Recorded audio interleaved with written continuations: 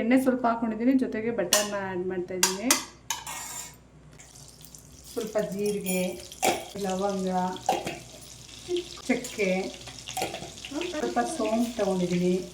ಆಮೇಲೆ ಒಂದೇ ಒಂದು star Anees,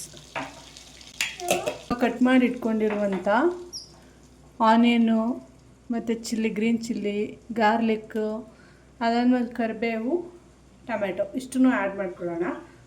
first garlic, chilli, onion and ಕರಿಬೇವು ಇಷ್ಟನ್ನು ಆ್ಯಡ್ ಮಾಡಿ. ಇವಾಗ ಒಂದು 7-8 ಕಾಜುನ ಆ್ಯಡ್ ಮಾಡ್ಕೊತಿದ್ದೀನಿ.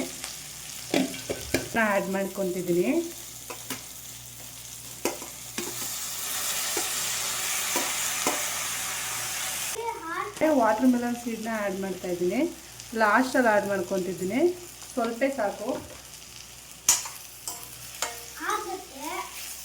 ಜಾರ್ಗೆ ಹಾಕೊಂಡ್ಬಿಡೋಣ. ಹಾಕ್ಕೊಂಡು ಚೆನ್ನಾಗಿ ಗ್ರೈಂಡ್ ಮಾಡ್ಕೊಳ್ಳೋಣ. ಓಕೆ, ನೋಡಿ ಯಾವ ಥರ ಕಾಣ್ತಿದೆ ಅಂತ ಅಂದ್ಬಿಟ್ಟು ಆ್ಯಡ್ ಮಾಡ್ಕೊಳ್ಳಿ. ಕರ್ಡ್ನ ಆ್ಯಡ್ ಮಾಡ್ಕೊಂಡಿದ್ದೀನಿ. ಇವಾಗ ಇದು ಗ್ರೈಂಡ್ ಆಗಿದೆ, ಚೆನ್ನಾಗಿ ಪೇಸ್ಟ್ ಆಗೋ ಥರ ಮಾಡ್ಕೊಂಡಿದ್ದೀನಿ. ನೈಸ್ ಪೇಸ್ಟ್ ಆಗೋ ಥರ ಸಾಕು. ಇಷ್ಟ ಆದರೆ ನೋಡಿ, ಇಲ್ಲೇನು ಆರುತ್ತೆ. 1 ಸ್ಪೂನು ಕಾಶ್ಮೀರಿ ರೆಡ್ ಚಿಲ್ಲಿ ಪೌಡರ್ನ ಆ್ಯಡ್ ಮಾಡ್ತಾಯಿದ್ದೀನಿ. ಸ್ವಲ್ಪ ಟರ್ಮರಿಕ್ನ ಆ್ಯಡ್ ಮಾಡಿದ್ದೀನಿ.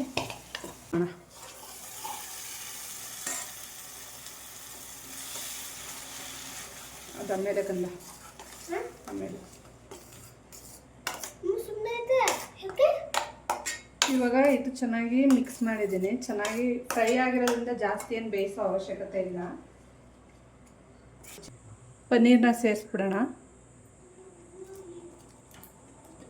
ಅರ್ಧ kg ಪನ್ನೀರ್ ಫುಲ್ ತೊಗೊಂಡಿದ್ದೀನಿ ನಾನಿಲ್ಲಿ. ತುಂಬ ಬಿಸಿಯಾಗಿದೆ, ಅದಕ್ಕೋಸ್ಕರ ನಂಗೆ ಆಗ್ತಿಲ್ಲ ಕೈಯಲ್ಲಿ ಮಿಕ್ಸ್ ಮಾಡೋಕ್ಕೆ. ಇದನ್ನು ಬಟ್ಟೆ ಇಟ್ಕೊಂಡು ಮಿಕ್ಸ್ ಮಾಡ್ತೀನಿ. ನಿಮಗಿದು ಬೇಕಂದರೆ ಲಾಸ್ಟಲ್ಲಿ ಗರಂ ಮಸಾಲ ಮತ್ತು ಕಸೂರಿ ಮೆಥಿ ಹಾಕ್ಕೊಬೋದು. ನನಗೆ ಇವಾಗಲೇ ತುಂಬ ಜಾಸ್ತಿ ಹಾಕಿದ್ದೀನಿ ಎಲ್ಲ ಸ್ಪೈಸಸ್ ಎಲ್ಲ, ಹಂಗಾಗಿ ನಾನೇನೋ ಹಾಕ್ತಿಲ್ಲ. Enough for this.